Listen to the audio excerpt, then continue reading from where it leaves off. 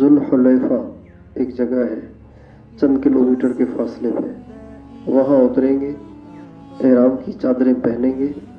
عورتوں نے تو ویسے ہی کپڑے پہننے ہوتے ہیں جیسے ان کو عام کپڑے پہنے ہوتے ہیں، صرف عورتوں کو یہ کرنا ہے کہ وہاں جا کے ایسی ترتیب بنائیں کہ کیپ پہن لیں جو وہ کھلاڑی پہنتے ہیں، اور اس کیپ کے اوپر وہ جو پردہ ہوتا ہے، نقاب ہوتا ہے، وہ باندھ لیں تاکہ چہرہ چھپا رہے لیکن چہرے کو کپڑا نہ لگے۔ عورت کے لیے پابندی یہ ہے کہ چہرے پر کپڑا لگے نہیں، چہرے پر کپڑا ہونا تو چاہیے لیکن چہرے پر کو لگے نہیں، مس نہ کرے، ٹچ نہ کرے۔ اور عورتوں نے، مردوں نے اپنے سر بھی ننگے کرنے، اپنے پاؤں کی جو پیٹھ ہے اس کو بھی ننگا کرنا ہے، اور سلے ہوئے کپڑے اتار کر 2 چادریں پہننی ہے، ایک چادر نیچے ایک چادر اوپر، جو کہ سلائی نہیں ہوگی۔ اور اگر یہیں سے چادریں پہن لیں تو بھی ٹھیک ہے، یہیں سے چادریں پہن لیں، وہاں جا کے 2 رکعت پڑھیں اور نیت کریں تو بھی ٹھیک ہے۔ وہاں جا کے 2 رکعت پڑھیں گے، اس کے بعد عمرے کی نیت کریں گے، یا اللہ میں عمرہ کرنا چاہتا ہوں، میں عمرہ کرنا چاہتی ہوں، تو اس کو میرے لیے آسان کر۔ اپنی طرف سے کرنا چاہتی ہے تو پھر تو یہی کہنا چاہتی ہے، کسی اور کی طرف سے کرنا چاہتی ہے تو پھر اس کی ترتیب یہ ہے کہ یہ نیت ہوگی، یا اللہ یہ جو میں عمرہ کرنے لگی ہوں یا میں عمرہ کرنے لگا ہوں، کہ میں اپنے نبی کی طرف سے کر رہا ہوں، اپنے نبی کی طرف سے کر رہی ہوں، یا اللہ اس عمرے کو قبول فرما، آسان فرما۔ یا یوں کہے گی، یا اللہ یہ جو میں عمرہ کرنے لگا ہوں، یا میں اپنے ابو امی کی طرف سے یا اپنے کسی اور رشتہ دار کی طرف سے یا اہل بیت صحابہ کی طرف سے یا اپنے سلسلے کے بزرگوں کی طرف سے، کسی کی طرف سے بھی یہ نیت کریں گے۔ اور اس کے بعد 2 رکعت پڑھ کے نیت کر کے اس کے بعد مرد ٹوپی اتار دیں گے اور تلبیہ پڑھیں گے، لبیک اللہم لبیک لبیک لا شریک لک لبیک ان الحمد والنعمت لک والملک لا شریک لک۔ جو ہی آپ نے تلبیہ کا لفظ کہا، اب آپ کا احرام شروع ہو گیا۔ جب تک آپ تلبیہ نہ کہیں تب تک احرام شروع نہیں ہوگا۔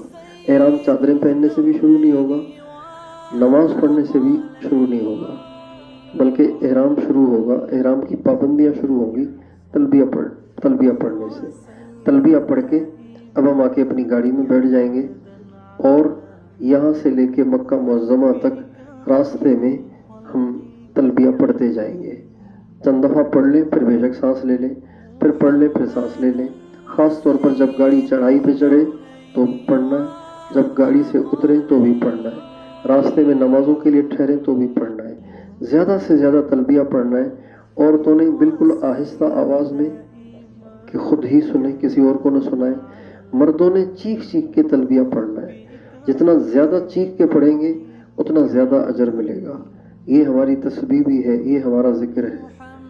اور وہاں پہنچ کے ہوٹل میں سامان رکھیں گے، اور اس کے بعد وہاں سے ہم جائیں گے حرم کی طرف، اور نگاہوں کو جھکاتے ہوئے جائیں گے، تلبیہ پڑھتے پڑھتے جائیں گے۔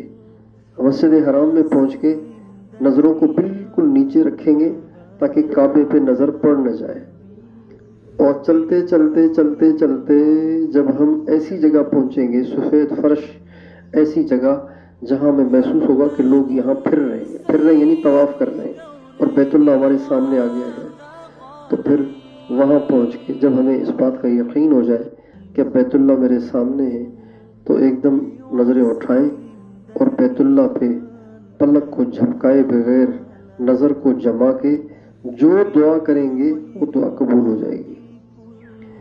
بزرگ کہتے ہیں، امام ابو حنیفہ رحمۃ اللہ علیہ فرماتے ہیں کہ اس موقع پہ یہ دعا کرنی چاہیے، یا اللہ مجھے مستجاب الدعوات بنا دے۔ جب آپ کی یہ دعا قبول ہو گئی کہ یا اللہ مجھے مستجاب الدعوات بنا دے، یعنی میری ساری دعائیں قبول فرما، تو اب آپ جتنی دعائیں کریں گی وہ ساری قبول ہوں گی، یہاں کریں گی، وہاں کریں گی، جہاں بھی کریں گی، جو لوگ مستجاب الدعوات ہوتے ہیں ان کی ہر دعا قبول ہوتی ہے۔ اور پھر اس کے بعد اپنے لیے، اہل و عیال کے لیے، دنیا کے لیے، دین کے لیے، آخرت کے لیے، غزہ کے مسلمانوں کے لیے، سب کے لیے ساری دعائیں نظر جما کے پھر مانگتی رہیں اور مانگتے رہیں۔ پھر پھر اس کے بعد ہم حجر اسود کے سامنے جائیں گے. حجر اسود کے سامنے جا کر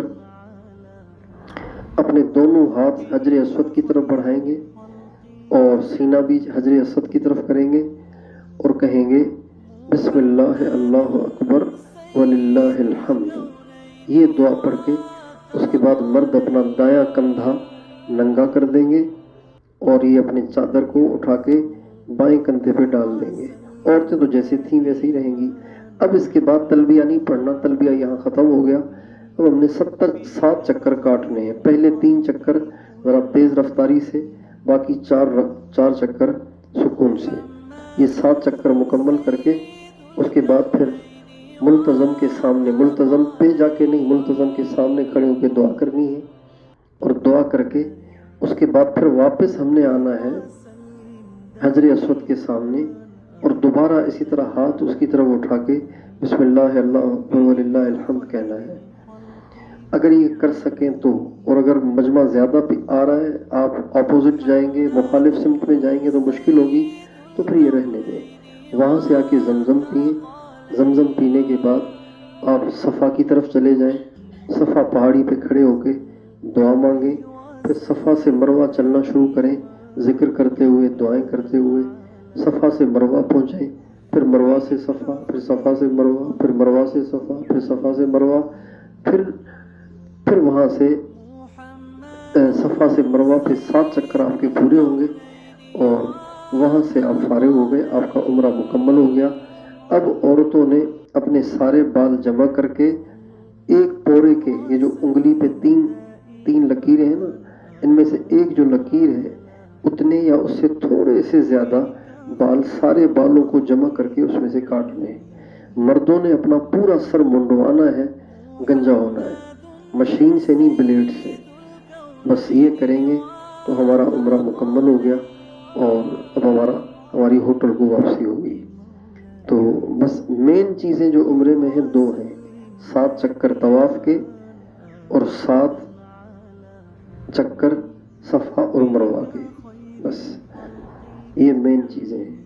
اللہ تعالیٰ ہمارے لیے اس کو آسان فرمائے.